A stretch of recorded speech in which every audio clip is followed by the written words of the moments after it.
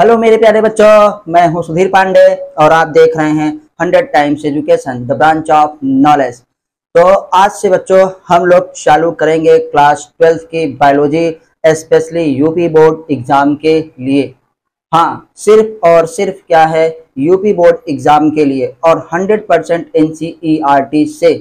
और अगर आप 100% एनसीईआरटी से पढ़ेंगे तो आपका यूपी बोर्ड में बेटा 100 में से 95 नंबर जरूर से जरूर आएगा।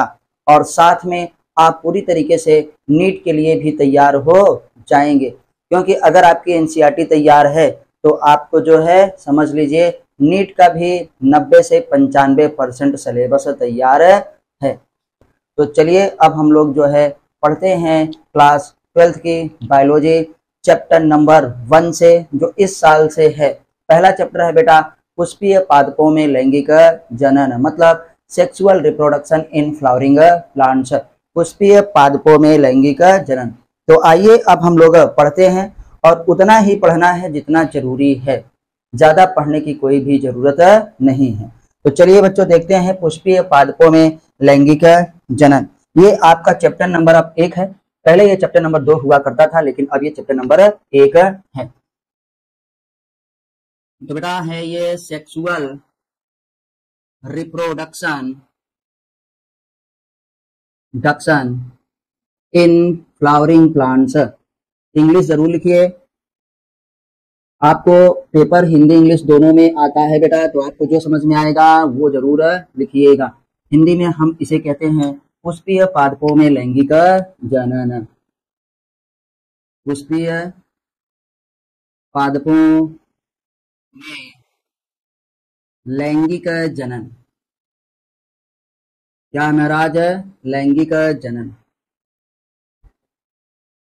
तो आपने देखा था शुरुआत में, आपने पढ़ा भी है कि बेटा जनन 2 प्रकार के होते हैं। एक होता है हमारे पास अलैंगिक जनन, और दूसरा कौन सा होता है? लैंगिक जनन। तो जब संतान की उत्पत्ति एकल जनक से हो, मतलब बिना युग्मक निर्माण के, बिना क्या है निषेचन के, तो उसे हम अलैंगिक जनन कहते हैं। और जब क्या होता है संतान की उत्पत्ति बेटा क्या हो, 2 विपरीत लिंगों से हो, युग्मक निर्माण तथा क्या है निषेचन के द्वारा हो, तो उसे लैंगिक जनन कहा जाता है। तो हम लोग यहाँ पे पढ़ रहे हैं कि पुष्पीय पादपों में लैंगिक जनन, जो फूल देने वाले हमारे पास बेटा क्या होते हैं? पौधे होते हैं।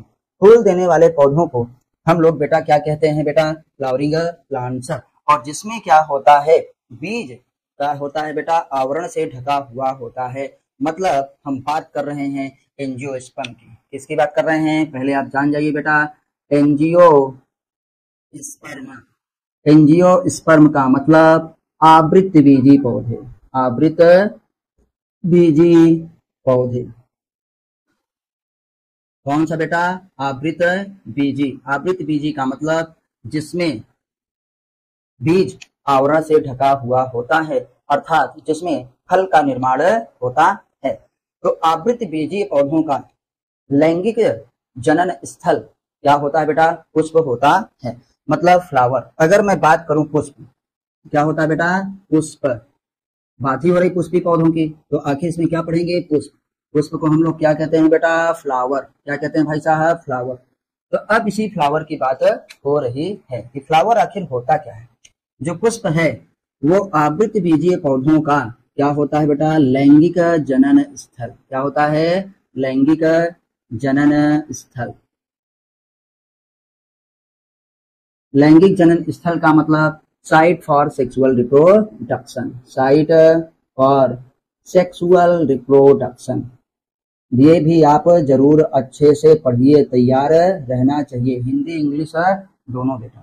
तो साइट फॉर सेक्सुअल रिप्रोडक्शन क्या होता है? पुष्प होता है। और क्या होता है बेटा? पुष्प आवृत बीजियों का क्या होता है? आकर्षक अंग होता है। क्या होता है बेटा? आकर्षक अंग। हम लोग आकर्षक अंग कह रहे हैं क्यों? क्योंकि भैया इसी को देख करके तो क्या होता है, कीट न इंसेक्ट आते हैं, इनमें पॉलिनेशन होता है, परागण होता है, और निषेचन के बाद फिर क्या होता है? बीज और फल का निर्माण होता है। तो ये हमारे पास क्या है? आकर्षक अंग है न, आकर्षण का केंद्र है। तो इसीलिए हम कहते हैं एट्रैक्टिव क्या है? ऑर्गन भी इसे हम लोग कहते हैं। अब देखेंगे बेटा कि फूल के अध्ययन को हम लोग क्या कहते हैं। फूलों के अध्ययन को जो आपको बता रहे हैं बेटा, बस उतना ही पढ़ना है, ज्यादा पढ़ने की जरूरत नहीं है ना। जो भी पढ़ना है वो 100% कंसेप्चुअल एनसीईआरटी से पढ़ना है और जो पूछा जाता है उसी पे ज्यादा ध्यान देना है। पढ़ने के साथ साथ ये भी जरूरी होता है कि क्या नहीं पढ़ना है, इस चीज का भी हम लोग ध्यान दें। तो बेटा इसीलिए कहते हैं कि पुष्प के अध्ययन को ना, फूलों के अध्ययन को हम लोग क्या कहते हैं, पुष्पों के अध्ययन को, पुष्पों के अध्ययन को कहते क्या बेटा, एंथोलॉजी। क्या कहते हैं, एंथोलॉजी। याद रखिएगा, एंथोलॉजी का मतलब होता है पुष्प विज्ञान ना, फूलों का अध्ययन करना।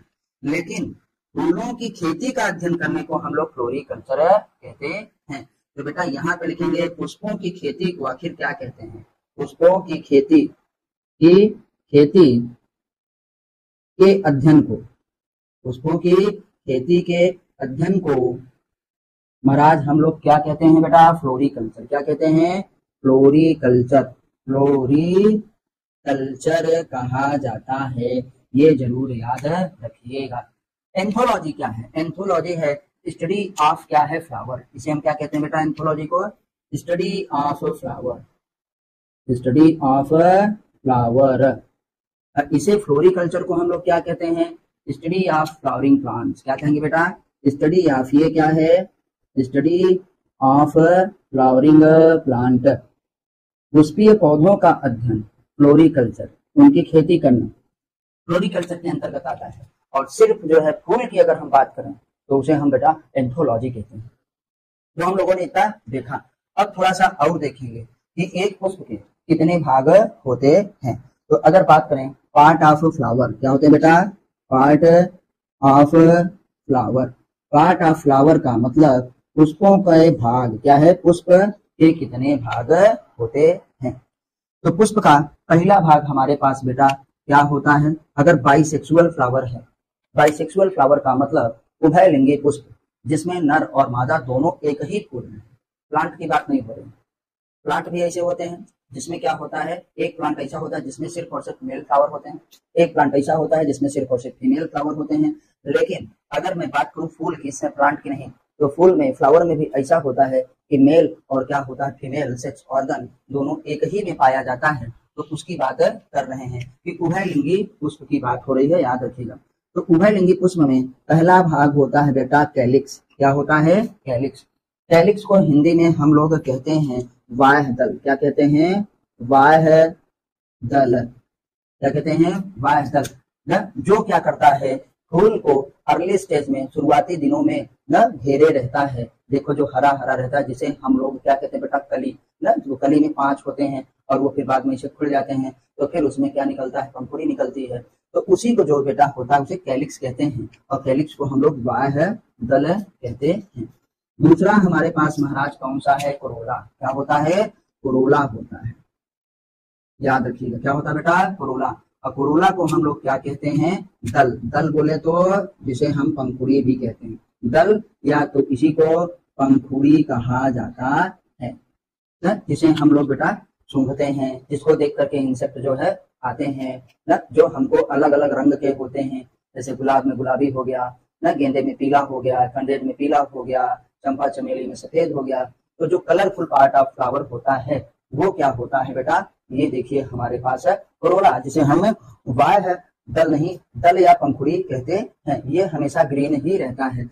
कैलिक्स जो है ग्रीन, ये किसी भी कलर का हो सकता है। कलर का मतलब कलरफुल। ये क्या कहेंगे, ज्यादातर, खूब अच्छे से याद रखिए महाराज, ये ज्यादातर क्या होता है, ग्रीन होता है। ग्रीन मतलब हरे रंग का। मोस्टली ज्यादातर पौधों में ये हरा होता है, क्या, कैलिक्स। और दल या पंखुड़ी ये क्या होता है, कलरफुल। कलरफुल का मतलब रंगीन, क्या है, अलग अलग रंग के हो सकते हैं।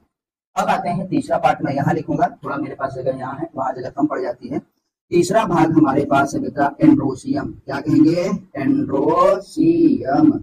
एंड्रोसियम का मतलब हमारे पास बेटा क्या है, उमंग। क्या कहते हैं, उमंग। उमंग क्या है, नर जनन अंग। क्या है बेटा, नर जनन अंग। किसका, फूलों का। ये क्या होता है, फूलों का नर जनन अंग होता है। याद रखिएगा बहुत ही अच्छे से। अभी हम लोग डायग्राम बना के इसे देखेंगे। एंडोसियम हम कहते हैं नर जनन। और दूसरा हमारे पास जो लास्ट पार्ट है बेटा चौथा, जिसे हम डायनोसियम कहेंगे। क्या कहेंगे? डायनोसियम। ये देखिए डायनोसियम, CIUM, सॉरी इधर से डायनोसियम कहेंगे। क्या कहेंगे बेटा? डायनोसियम। डायनोसियम का मतलब होता है जायांग। क्या होता है बेटा? जायांग होता है। जायांग मतलब मादा जनन अंग। फूल का क्या होता है बेटा? मादा जनन अंग। फूल के मादा जनन अंग को हम लोग क्या कहते हैं बेटा? जायांग, डायनोसियम और एंडोसियम हम लोग को कहा जाता है। तो हमने इतना बेटा अभी देखा, पहले से कुछ नहीं, सब कुछ आपके सामने हम लोग पढ़ेंगे और बताएंगे।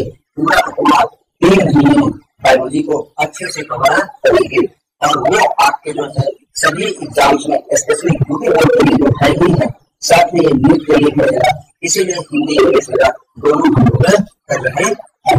तो जो 2 भाग हमारे पास है बेटा, ये 2 भाग, ये और कोबरा, ये क्या होते हैं बेटा? ये एसएससी होते हैं। एसएससी का मतलब सहायक।